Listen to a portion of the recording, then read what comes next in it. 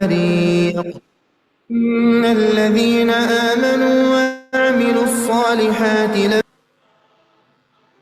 Ustaz Samsu bisa dimulai. Baik. Assalamualaikum warahmatullahi wabarakatuh. Alhamdulillah alladzi khalaqal mauta wal hayata liyabluwakum ayyukum ahsanu amala.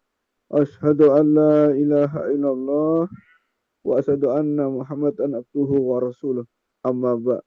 Sahabat Kelet, kembali kita jumpa lagi dalam acara Salam Fajar pada hari Rabu tanggal 6 Mei 2026 ini.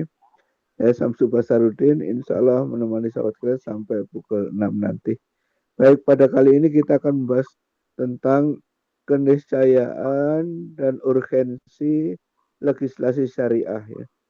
Jadi legislasi syariah itu yang dimaksud adalah bagaimana seyogianya negara itu secara legal turut campur dan berperan serta ya berkontribusi dalam pelaksanaan syariah.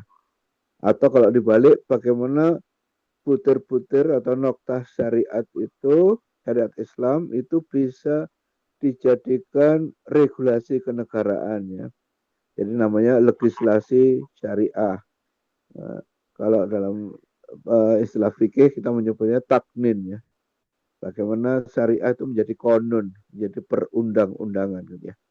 Jadi ini satu keniscayaan dan tentu ini prakteknya sejak zaman awal penyebaran Islam di Madinah itu sudah berlaku karena waktu itu sudah melalui sistem kenegaraan ya begitu hijrah dari Mekah ke Madinah.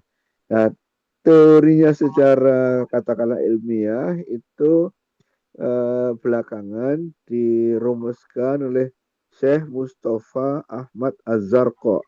Ini seorang alim fikih yang level internasional ya. Syekh Mustafa Ahmad Az-Zarqa. Kemudian ada lagi yang hampir sama dirumuskan oleh seorang sosiolog di Turki ya. Sosiolog muslim, jenderal muslim Turki. Nah, itu Profesor Ziya Gökalp. Profesor Ziya Gökalp dan Syekh Mustafa Ahmad Az-Zarqa. Jadi inti dari teori yang beliau berdua bangun itu bahwa al-Islam sebagai sebuah din itu mencakup sekudang-kudang akidah, syariah, dan akhlak ya. Akidah tentu mencakup dasar-dasar keyakinan ya, keyakinan dalam Islam ya. Sementara syariah itu terkait dengan hukum Islam ya. Bagaimana al-Islam dilaksanakan terkait dengan hukum-hukum publik ya maupun hukum-hukum privat ya. Nah kemudian dari sisi keyakinan itu ternyata syariat ini bisa dibagi menjadi dua kategori ya. Jadi dari sisi sifat ada yang murni keagamaan, diyani gitu. Kata sifat itu diyani. Kemudian ada yang kedua qadai. Ini berarti bersifat peradilan atau keputusan atau ketentuan hukum positif ya kononnya. Jadi yang dimaksud begini, kalau diyani itu tidak menyangkut hak-hak orang lain ya. Jadi ketaatan murni. Dari kata din ya, din itu agama atau ketaatan ketundukan. Diyani itu bersifat keagamaan murni, bersifat sukarela atas kesadaran individual. Kenapa? Karena tidak menyangkut hak orang lain sama sekali ya. Jadi betul-betul hubungan kita sebagai hamba Allah murni. Tidak ada menyangkut hak orang lain. Nah sebaliknya ada aspek syariah yang tidak saja semata-mata diyani, tidak semata-mata ketaatan individual yang sukarela, namun juga bersifat qadai. Bersifat qadai itu maksudnya bersifat yuridis. Jadi qadai itu kata sifat dari qada.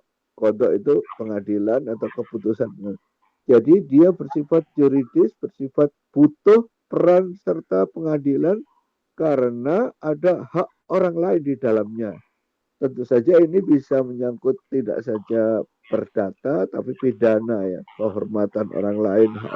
Tapi intinya kalau diyani itu semata-mata murni ya, ketaatan individual, tidak menyangkut hak orang lain sama sekali. Sebaliknya, qodoi itu tidak saja eh, terkait dengan ketaatan pribadi, tapi dilaksanakan atau tidak itu menyangkut hak orang lain. Apakah orang lain itu terpenuhi atau hak orang lain itu terdolimi, dilanggar, diabaikan. Jadi pada titik aspek-aspek qodoi inilah butuh peran serta negara ya. Butuh peran serta negara melalui undang-undang. Jadi ini butuh proses taknin, pengkonunan atau legislasi ya. Dan ini memang perlu perjuangan tentu saja ya. Tidak otomatis, tidak taken for granted, ujuk-ujuk dari ayat Quran, dari hadis sahih, dari Quran maupun sunnah Rasul, ujuk-ujuk jadi bisa dilaksanakan. Tapi butuh perjuangan supaya secara legal menjadi undang-undang, menjadi konon ya. Jadi ini otomatis ada keniscayaan, ada butuh peran serta negara atau campur tangan negara. Dan ini tentu saja perlu perjuangan ya, tidak ujuk-ujuk simsalabim ya. Jadi perlu perjuangan dari umat Islam sendiri. Jadi perlu kesatuan, perlu perjuangan, perlu menyamakan persepsi melalui perjuangan politik maupun melalui penyatuan sikap ya. Nah, contohnya cukup banyak ya, walaupun dari sisi jumlah undang-undang kita belum tahu pasti, tapi pastilah mayoritas itu masih peninggalan Belanda ya, dalam arti kata itu bisa sekuler, bisa tidak peduli agama ya. Jadi yang sudah itu misalnya yang paling awal barangkali Undang-Undang Perkawinan tahun 1974, Undang-Undang Sistem Pendidikan Nasional, lalu Undang-Undang Peradilan Agama itu tahun 1989. Lalu ada lagi walaupun undang-undang masih statusnya itu keputusan presiden, itu kompilasi hukum Islam KHI tahun 1991. Dan kalau yang zaman tahun pemerintahan Presiden Habibie cukup banyak ya, ada undang-undang perlindungan konsumen. Kemudian kalau perzakatan itu tahun 99 Undang-Undang 38, lalu di amandemen jadi Undang-Undang nomor 23 tahun 2011 tentang perzakatan. Lalu ada lagi Undang-Undang pengelolaan wakaf itu tahun 2004 dan seterusnya. Kemudian ada lagi yang terakhir barangkali Undang-Undang Jaminan Produk Halal ya. Undang-Undang Produk Halal itu Undang-Undang nomor 33 tahun 2014. Sebelumnya kalau perlindungan konsumen tadi Undang-Undang nomor 8 tahun 1999 dan kemudian beberapa undang-undang lain. Tapi intinya undang-undang itu untuk menjadi payung hukum ya. Payung hukum sehingga ada kejelasan. Kalau ada sengketa antara dua pihak atau beberapa pihak yang terlanggar, maka itu bisa dibawa ke ranah hukum, diselesaikan melalui proses peradilan di pengadilan, baik itu di pengadilan agama maupun pengadilan tata usaha negara. Tapi intinya adalah bahwa dengan proses legislasi tadi, maka aturan dari ayat Quran maupun sunnah Rasul di dalam hadis-hadis sahih itu menjadi legal, menjadi resmi regulasi kenegaraan. Dan itu kita butuhkan ya. Yang paling jelas saja misalnya undang-undang tentang baik itu perzakatan, lalu perbankan syariah misalnya. Maka kalau perzakatan, contoh yang paling jelas itu kalau ada yang dirugikan, misalnya saja yang dirugikan itu adalah katakanlah mustahik ya, mustahik yang mestinya bisa disantuni, entah itu fuqara, masakin, borimin dan seterusnya sampai nanti ibnu sabil dan tapi tidak memperoleh haknya ya, sehingga katakanlah kelaparan atau apalagi sampai wafat, padahal mestinya disantuni. Kenapa? Karena para muzaki, yaitu para muslimin yang kaya melebihi nisab harta dan haul harusnya nitip zakat dalam jumlah tertentu. Tapi terbayang nggak kalau lalu entah ingkar zakat, entah kikir, lalu tidak mengeluarkan zakat, kewajiban zakatnya. Maka ada 8 golongan mustahik yang dirugikan, dalam konteks dirugikan ya. Dirugikan itu bisa sampai taraf fatal kalau dia kelaparan misalnya, atau kena PHK lalu menderita.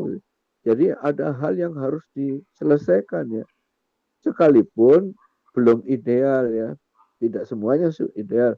Justru Undang-Undang Pengelolaan Zakat baik asal semula nomor 38 tahun 1999, kemudian di amandemen nomor 23 ya tahun 2011, itu belum mencantumkan sanksi untuk muzaki yang ingkar. Atau ya kalau undang-undang pajak itu ada sanksinya, maksudnya wajib pajak tapi menghindari pajak. Ada bukti, nah ini bisa diproses kalau ada sanksinya. Nah, Undang-Undang nomor 23 2011 itu belum. Kalaupun ada sanksi, sudah benar itu.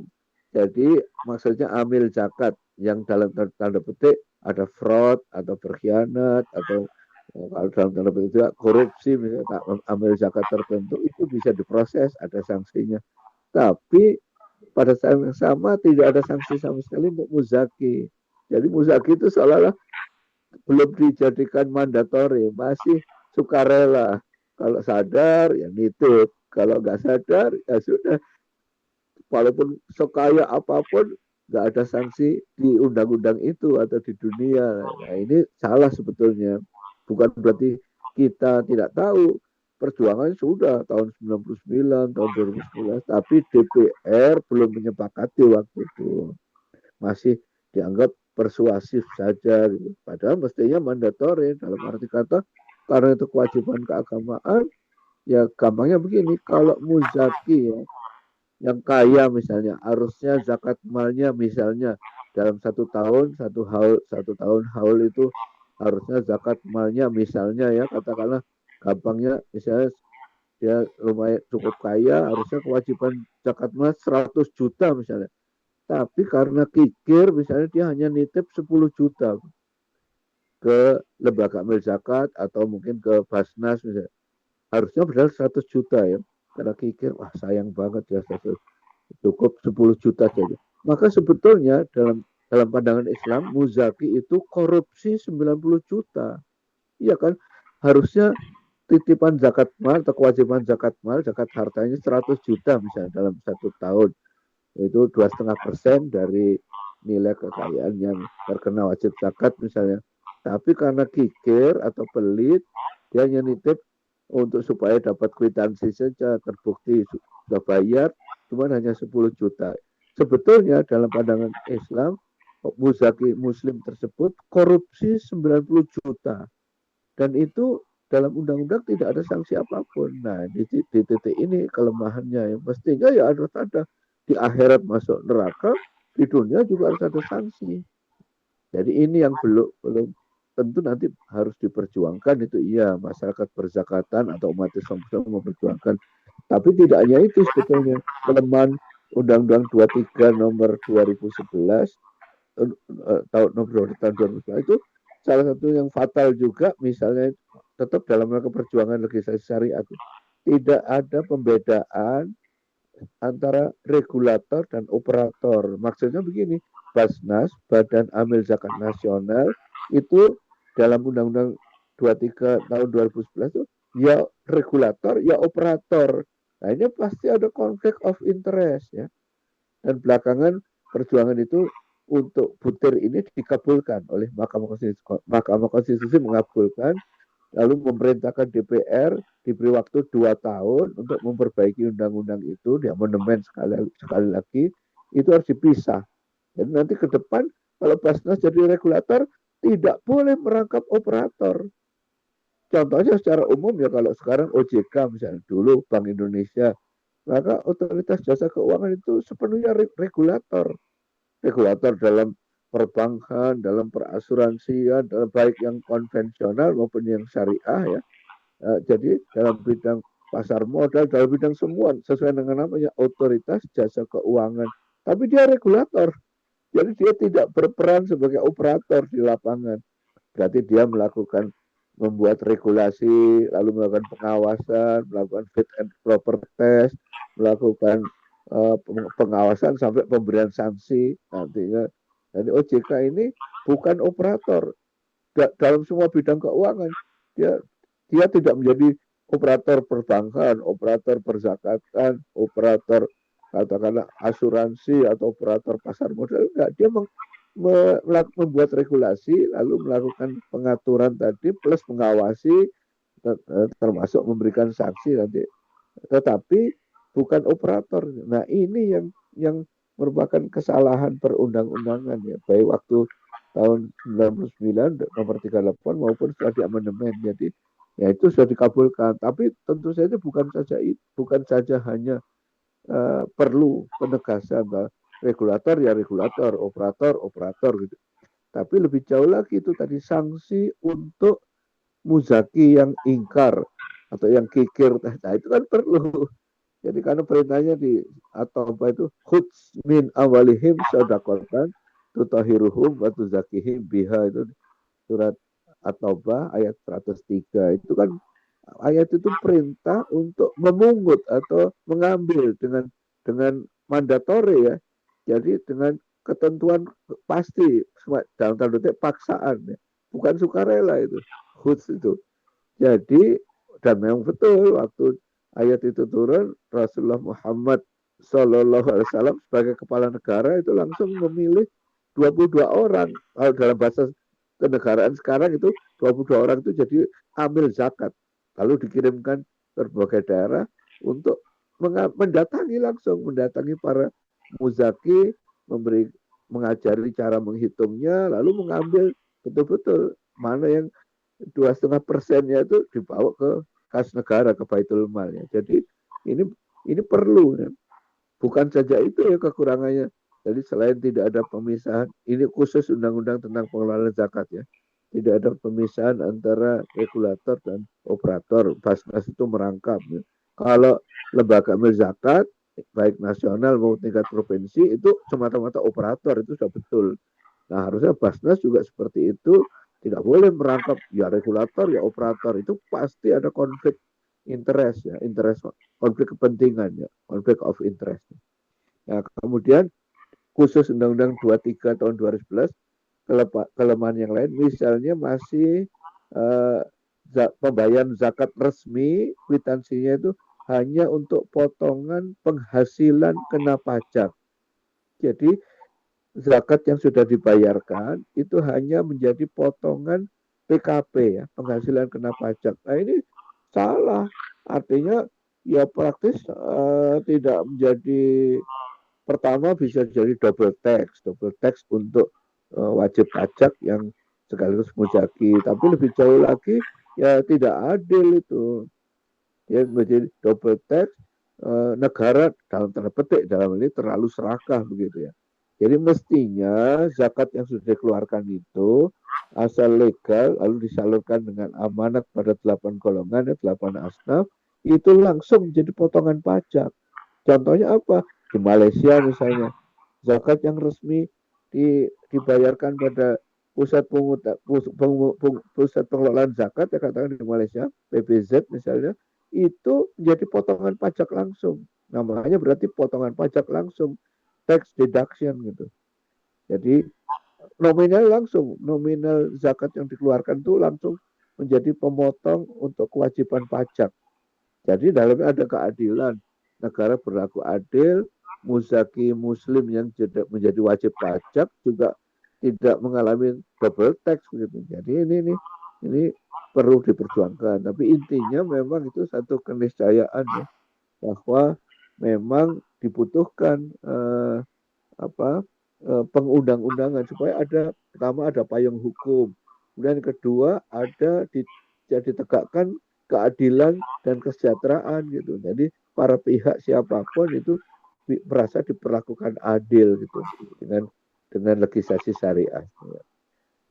Jadi ini penting ya, penting sehingga harus diperjuangkan. Itu dalam semua bidang sebetulnya. Jadi legislasi syariah itu tentu saja tidak hanya dalam bidang perekonomian saja atau dalam apalagi keuangan saja, tapi dalam semua bidang, katakanlah politik, ekonomi, polek, sosbud, hankam ya, dalam hubungan antar kemasyarakatan antar tetangga, dalam hak-hak perseorangan, kehormatan misalnya, atau lebih jauh lagi kalau pidana itu penipuan, kecurangan bisnis ya, sampai pemalsuan tanda tangan atau jadi banyak hal yang itu perlu ada kejelasan regulasi perundang-undangan untuk mengakomodasi maaf ya, mengakomodasi atau memuat ketentuan-ketentuan syariah.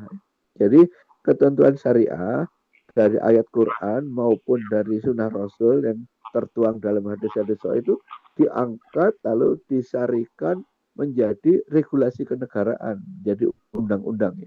Sehingga itu mengikat para pihak, mengikat setiap warga negara di Indonesia gitu. Nah, ini idenya seperti itu ya. Jadi tentu ini menjadi sesuatu yang penting dan masih amat sangat banyak ya undang-undang yang betul-betul tidak memuat aturan atau regulasi atau ketentuan syariah Islam ya. Jadi ini perlu perjuangan. Tentu kita ingat landasan yang paling pokok sebetulnya pada waktu sebelum diresmikan jadi Undang-Undang Dasar 1945, konsep itu waktu 22 Juni tahun 1945 kan semula bernama Jakarta Charter ya, atau Piagam Jakarta ya. Piagam Jakarta atau Jakarta Charter. Waktu itu landasannya di pasal 29 ayat 1. Pasal 29 ayat 1 itu bunyi semula negara berdasar atas ketuhanan dengan kewajiban menjalankan syariat Islam bagi pemeluk-pemeluknya.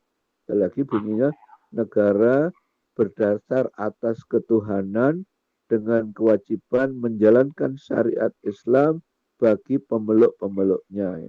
Yang belakangan satu hari ya setelah Indonesia merdeka, berarti tanggal 18 Agustus 1945 itu datanglah wakil Indonesia Timur ya, wakil Indonesia Timur dari saudara sebangsa yang Nasrani yang protes kepada Bung Karno dan Bung Hatta. Lalu panitia persiapan kemerdekaan Indonesia dipimpin Bung Karno dan Bung Hatta itu berunding ulang melobi berbagai sampai 7 kata itu dicoret ya. 7 kata dicoret, akhirnya bunyinya adalah yang legal sampai sekarang itu pasal 29 ayat 1 itu pasal 29 ya ayat 1 bunyinya negara berdasar atas ketuhanan yang Maha Esa ya. Negara berdasar atas ketuhanan yang Maha Esa. Ya, semula negara berdasar atas ketuhanan dengan kewajiban menjalankan syariat Islam bagi pemeluk-pemeluknya. Jadi dicoret 7 kata diganti yang Maha Esa. Tetapi dari sisi aturan kenegaraan sebetulnya Piagam Jakarta tetap berlaku dalam arti kata tetap menjadi payung hukum. Kenapa? Karena waktu dekret presiden, jadi dekret presiden tahun 1959 waktu Bung Karno sebagai presiden itu mengeluarkan dekret kembali ke Undang-Undang Dasar 45 itu di dalam pertimbangannya ya, jadi akan ada klausul lalu ada diktum. Nah, itu tetap mencantumkan bahwa Piagam Jakarta itu menjiwai pelaksanaan Undang-Undang Dasar 45. Artinya kewajiban negara untuk menjalankan syariat Islam bagi pemeluk-pemeluknya itu tetap ada. Payung hukumnya di dekret presiden yang tidak pernah dicabut sampai sekarang. Jadi ini pernah dibahas oleh pakar-pakar hukum termasuk yang pernah membahas dengan sangat ilmiah itu almarhum Profesor Dr. Ismail Suni. Itu tokoh Muhammadiyah, guru besar hukum di Fakultas Hukum Universitas Indonesia ya, Profesor Dr. Ismail Suni. Dalam berbagai makalah ilmiah atau buku itu beliau menegaskan. Jadi secara legal sebetulnya kata-kata di Piagam Jakarta itu masih berlaku. Artinya NKRI atau pemerintahan Republik Indonesia ya di negara kesatuan Republik itu tetap punya kewajiban melaksanakan syariat Islam. Jadi untuk kepentingan para pemeluk Islam di Indonesia. Jadi rakyat Indonesia yang Muslim itu tetap bisa harus memperoleh pengayoman hukum. Jadi kata-kata negara berdasarkan keseluruhan dengan kewajiban menjalankan syariat Islam bagi pemeluk-pemeluknya itu tetap menjadi klausul di dekret presiden ya, yang menjiwai pelaksanaan regulasi kenegaraan ya.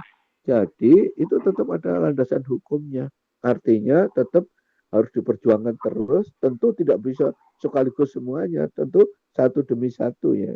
Artinya di situ prinsipnya prinsip tadarus. Tadarus itu berarti bertahap ya. Bertahap per butir perundangan ya. Jadi yang itu masih banyak, berarti masih berpuluh-puluh.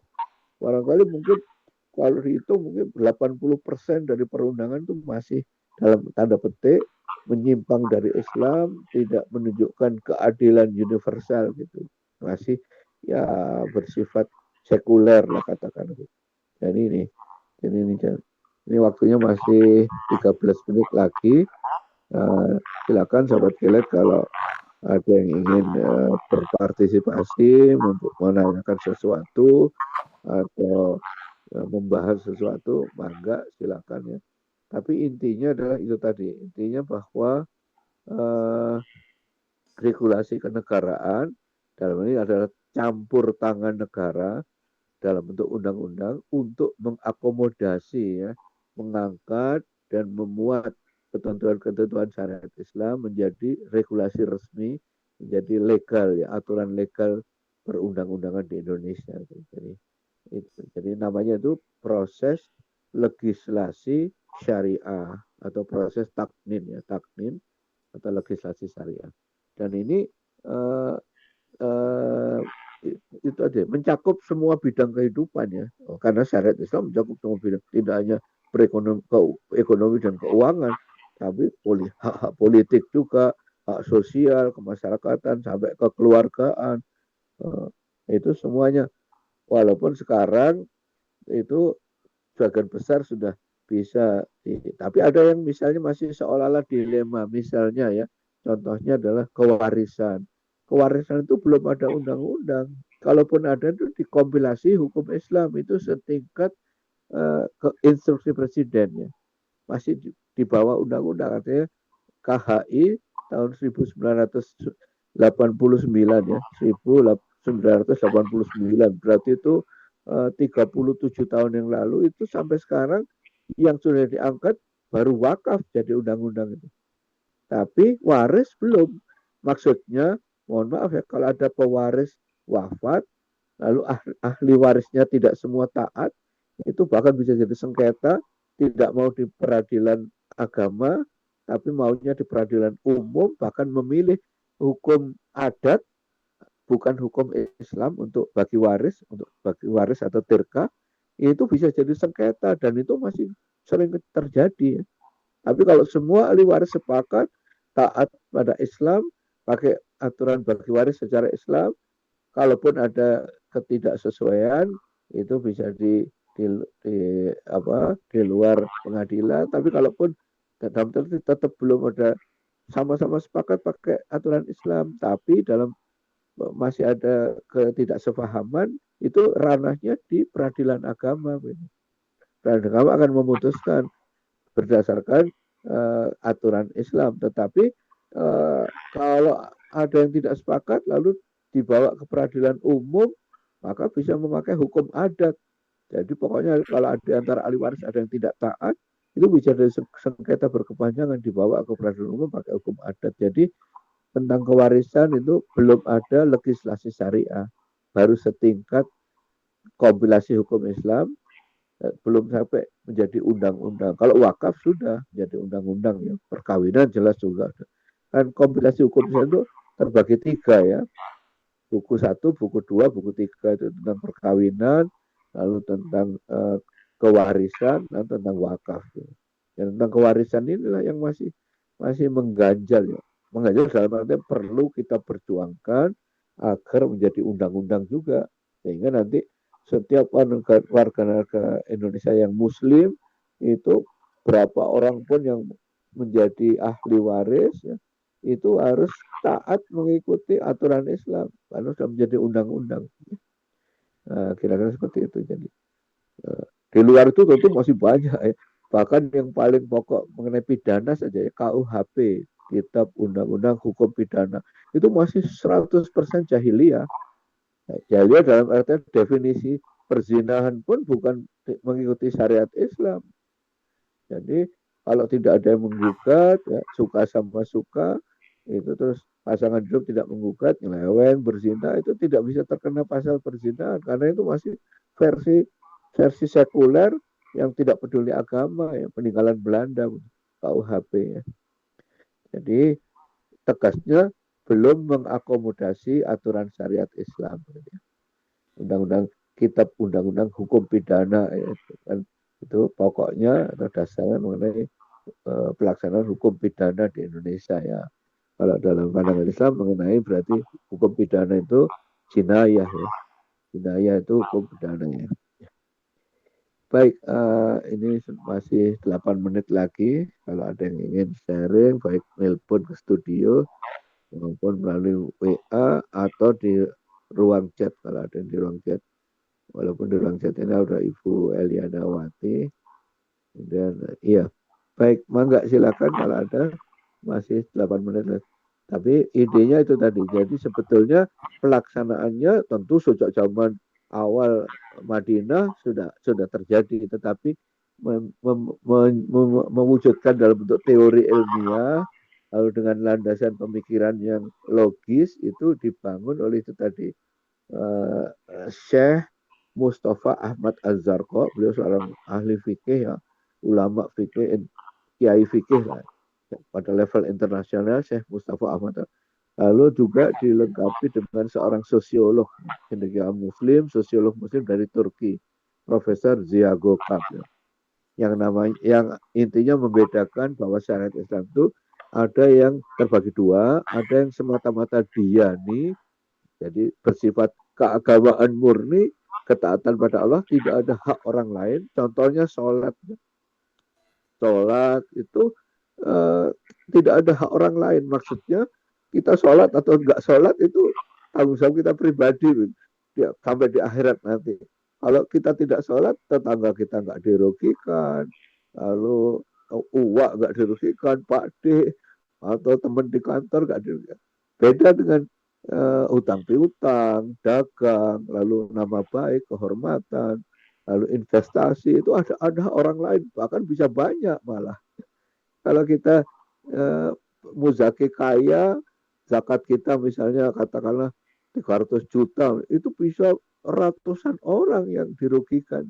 Kalau ada seorang muzaki kaya muslim, apalagi lebih kaya lagi, zakatnya seharusnya 500 000 misalnya, terus nggak dibayarkan karena kikir dan sebagainya, lebih baik untuk foya-foya pribadi, maka itu ratusan orang mustahik dirugikan. Jadi menyangkut betul-betul hak orang lain. Ya. Kalau kita hutang piutang saja, itu minimal pemilik uang. Kalau ada kreditur, debitur, walaupun itu qardul hasan sekalipun, itu tanpa bunga, tanpa riba sama sekali. Ada 2 orang muslim, satunya kreditur, memberi pinjaman, satunya debitur, akadnya qardul hasan. Tapi debiturnya ini nakal ya, ada curang. Kalau jatuh tempo melunasi, macam-macam alasannya, bahkan bisa menghilang nggak tahu kemana. Nah, berapapun hutangnya, mau 10 juta, mau 300 juta, mau 500 000, mau 1 miliar, maka dengan menghilang begitu, pemilik uang, krediturnya dirugikan habis-habisan. Memang di akhirat bisa tuntut, nanti pasti ada keadilan, tapi di dunia rugi kan. Jadi perlu legislasi syariat itu perlu, sangat perlu, mutlak makanya. Jadi pada aspek syariah yang mengandung aspek qodoi tadi, tidak semata-mata diyani. Qodoi itu bersifat peradilan, ada hak orang lain di dalamnya. Karena bahkan tidak saja sholat ya, sholat itu bisa menjadi contoh untuk semata-mata murni, tapi haji dan umroh misalnya, itu pasti ada hak orang lain. Dalam hal ini ada hak itu, kalau kita jadi konsumen, mau umroh atau naik haji, maka penyelenggaranya, entah itu travel, entah itu negara melalui Kementerian Haji dan Umroh, itu bisa dirugikan, bisa kalau kita ingkar. Tapi bisa sebaliknya, layanannya amburadul juga tidak sesuai dengan ketentuan, kita sebagai jamaah dirugikan. Sudah bayar mahal, tapi hak kita tidak diperoleh dengan baik. Apalagi terlantar di sana, di tanah suci. Jadi ini perlu. Jadi haji dan umrah itu mirip seperti sholat, ibadah murni kan, individual.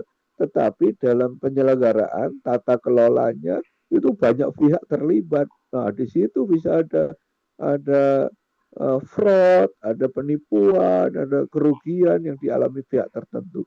Mutlak butuh undang-undang makanya. Nanti dilaksanakan dengan peraturan pemerintah, keputusan Menteri Haji dan Umrah, kalau dulu keputusan Menteri Agama dan seterusnya. Jadi mutlak. Legislasi syariah untuk aspek kodok itu mutlak. Tanpa itu, percayalah akan banyak orang dirugikan. Rugi di dunia tentu, di akhirat bisa nuntut keadilan. Ya. Baik, jadi saya rasa ini 3 menit lagi ya. Itu jadi ini keniscayaan dan urgensi ya. Jadi keniscayaan legislasi syariah sekaligus urgensi ya. Pentingnya legislasi syariah karena itu menyangkut keadilan dan kebenaran. Jadi supaya di dunia ini dalam hidup bermasyarakat, berbangsa dan bernegara itu ditegakkan kebenaran, ditegakkan keadilan. Tidak ada pihak manapun terdolimi atau mendolimi ya. Jadi dalam Islam keadilan itu tidak boleh dianiaya atau didolimi, tapi juga tidak boleh sebaliknya menganiaya orang lain atau pihak lain, mendolimi ya. Jadi tidak boleh, dua-duanya harus. Kalau keadilan ditegakkan, tidak ada para pihak manapun yang terdolimi, tapi juga tidak ada yang mendolimi. Jadi, nah, ini gunanya legislasi syariah. Baik, saya rasa masih 2 menit lagi ya, jadi mudah-mudahan bermanfaat. Itu tentu nanti butuh elaborasi panjang, tapi yang jelas butuh perjuangan. Ya. Butuh perjuangan, bisa bertahun-tahun ya. Perjuangan kita untuk jadi meyakinkan para pihak, termasuk seluruh anggota DPR, termasuk sekretariat negara, ya, perseorangan maupun kelompok untuk mengangkat syariat menjadi undang-undang ya, legislasi syariat. Jadi butuh perjuangan dahsyat, perjuangan secara sistemik ya, dari semua kita ya, umat Islam di Indonesia ya. Baik, jadi mudah-mudahan ini bermanfaat kiranya ya untuk pencerahan ya, karena ini relatif jarang dibahas soal legislasi syariah, kecuali dalam beberapa disertasi atau tesis magister ya. Tapi dalam ceramah, dalam khutbah-khutbah ini relatif jarang dibahas ya. Baik, jadi mudah-mudahan bermanfaat kiranya. Kita tutup dengan baca surat wal asr ya. Wal a'udzubillahi minasyaitonir rajim. Bismillahirrahmanirrahim. Wal asr innal insana lafi khusr illa alladzina amanu wa amilus sholihat wa tawassaw bil haqq wa tawassaw bis sabr. Baik, billahi taufik wal hidayah. Alhamdulillah, billahi taufik wal hidayah. Assalamualaikum warahmatullahi wabarakatuh.